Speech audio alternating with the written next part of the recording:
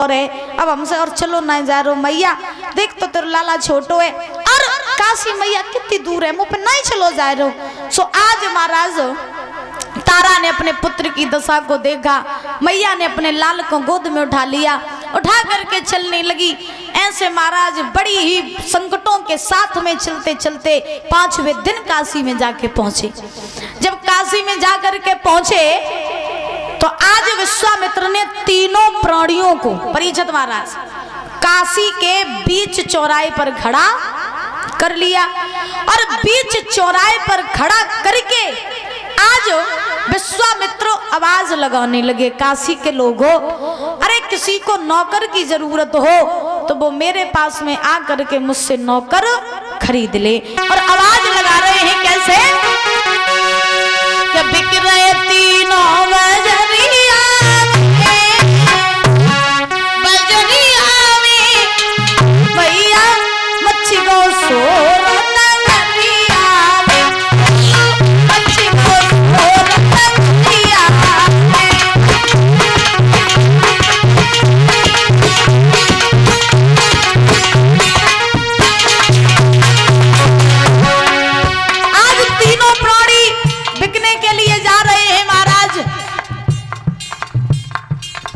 में खड़े हैं। विश्वामित्र आवाज लगा रहे हैं, भैया किसी को नौकर की जरूरत हो वो मेरे पास में आकर के नौकर खरीद ले।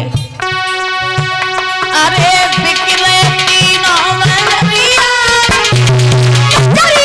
में मच्छी को छोड़ दिया, मच्छी को छोड़ दिया।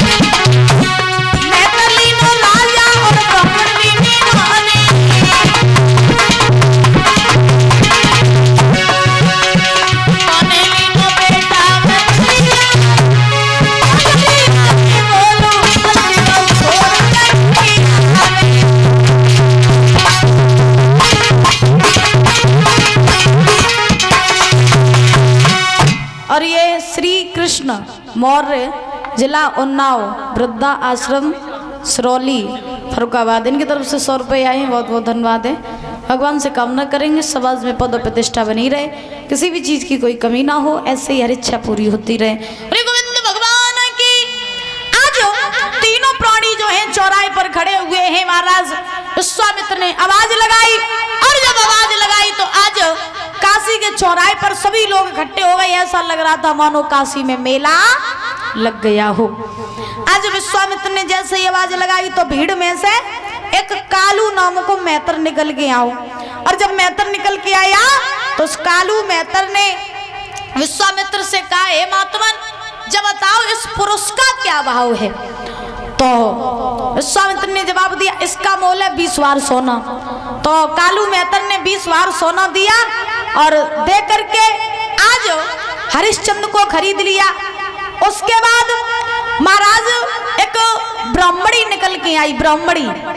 तो ब्राह्मणी ने आज विश्वामित्र से कहा, महात्मन जब बताओ कि स्त्री को का मोल है। तो विश्वामित्र कहने लगे, स्त्री का मोल है 20 वार सोना। तो ब्राह्मणी ने महाराज 20 वार सोना दिया, तारा को भी खरीद लिया। अब सुनो कि महाराज मेहतर ने खरीद लिया है हरिश्चंद्र को और ब्राह्मणी ने खरीद लिया है तारा को, लेकिन बेटा रोहित को खरीदने वाला कोई नहीं। तो इधर हरिश्चंद्र जो है वो कालू मेहतर के साथ चलने लगे और तारा जो है वो महाराज ब्राह्मणी के साथ में चलने लगी। और जैसे ही चलने लगी परीक्षित महाराज, तैसे ही रोहित ने दौड़ करके अपनी मैया तारा के पैर पकड़ लिए। और जैसे ही महाराज रोहित ने मैया तारा के पैर पकड़े तो रोहित ने जवाब दिया, माँ तुम कहाँ जा रही हो मुझे अकेला छोड़ करके? अरे तुम जा रही हो माँ, मैं तुम्हारे बिना कैसे जीवित रहूंगा? पिताजी को इस मेहतर ने खरीद लिया, आपको इस ब्राह्मणी ने खरीद लिया, मैया मेरा मोल करवे वालों कोई नहीं, माँ मुझे भी अपने साथ ले चल, मैं तेरे बिना मर जाऊंगा। रोहित पैर पकड़े है तारा के, पैर नहीं छोड़ रहा है। जो माँ ने अपने पुत्र के ये वचन सुने तो आज झपट करके गई और महाराज अपने पुत्र को अपनी छाती से लगा लो। जो छाती से लगाओ तो रोहित रोने लगा, रो करके अपनी माँ से बोला, माँ तुम मुझे छोड़ के चली जाओगी, मैं तेरे बिना मर जाऊंगा माँ, मैं जीवित नहीं रह पाऊंगा। और सुनो तुम छोड़ के तो जा रही हो, लेकिन ऐसा लग रहा है जैसे शरीर में से प्राण निकले जा रहे हो। सुनो, और रो करके रोहित बोला, लगता जीवन की सांसों का और इस तन से नाता टूट गया।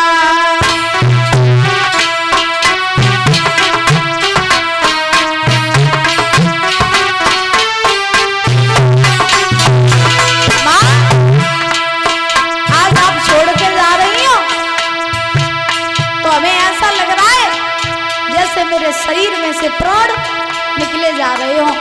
माँ मैं मर जाऊंगा तेरे बिना, मुझे अपने साथ ले चल, मुझे अकेला छोड़ के मत जा, ले चल मुझे अपने साथ। रो रहा है रोहित।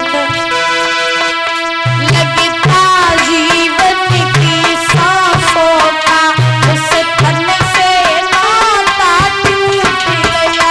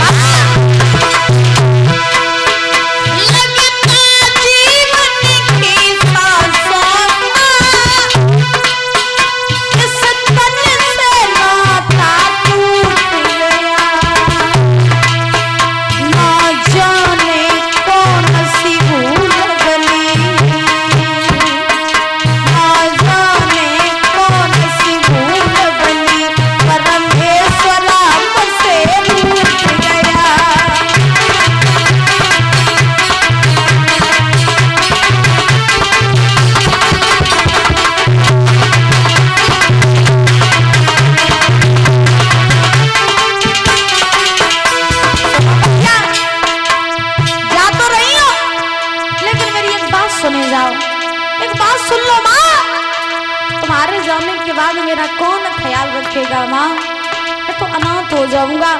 और इस काशी में मैं किसी को जानता भी नहीं हूँ जिसके सारे में अपनी जिंदगी काट लूं, इसलिए मैया मैं संग ले चल।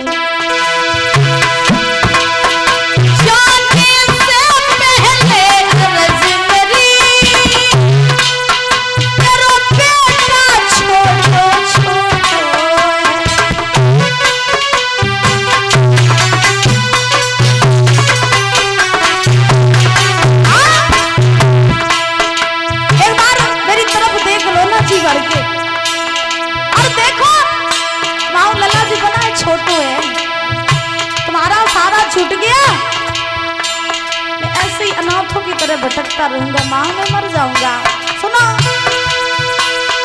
जाने से पहले अर्ज मेरी,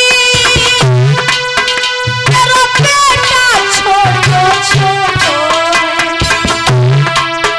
है कौन और है माँ जग में एक बात कोई सहारो है।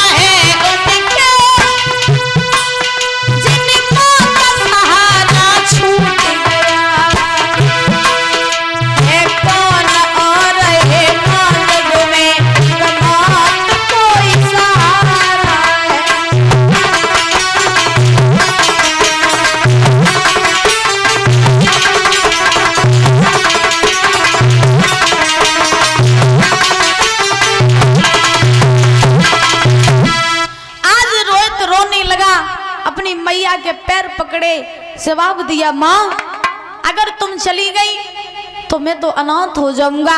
इस काशी में तो मैं किसी को जानता भी नहीं हूँ, जिसके सारे में अपनी जिंदगी को काट लो, माँ मुझे साथ ले चल।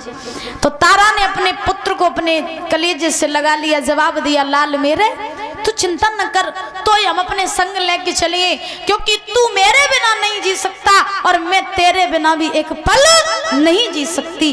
और ध्यान रखना, जिसके जिंदगी में माँ बाप का साया होता है, जिसके ऊपर माँ बाप का साया होता है ना, उसकी जिंदगी बड़ी ही खुशहाल होती है।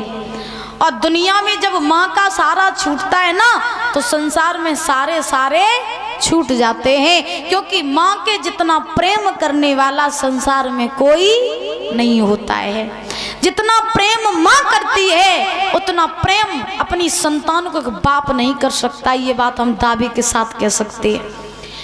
जो माँ अपने बच्चों का दर्द समझती है, वो दर्द कभी बच्चों का बाप नहीं समझ सकता है। ध्यान रखना, अगर बच्चे के ऊपर थोड़ी सी भी खरोंच आ जाए तो सबसे पहले माँ की आंखों में आंसू आ जाते हैं।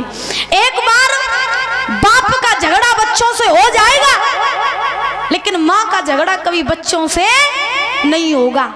एक बार बाप अपने बच्चों को ठुकरा करके चला जाएगा, लेकिन माँ कभी अपने बच्चों को ठुकरा करके नहीं जाएगी। अगर एक लड़का अपनी माँ को मार भी रहा होगा ना, फिर भी माँ ये नहीं कहेगी कि तेरा बुरा हो जाए, फिर भी माँ ये नहीं कहती कि तेरा बुरा हो जाए, क्योंकि कहा जाता है बच्चे कितना भी अत्याचार कर ले माँ के ऊपर, फिर भी माँ अपने बच्चों का हमेशा भला चाहती है।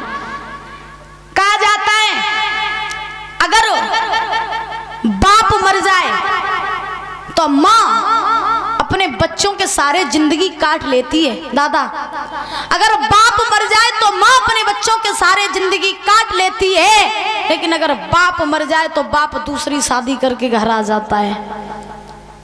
ध्यान रखना, तो माँ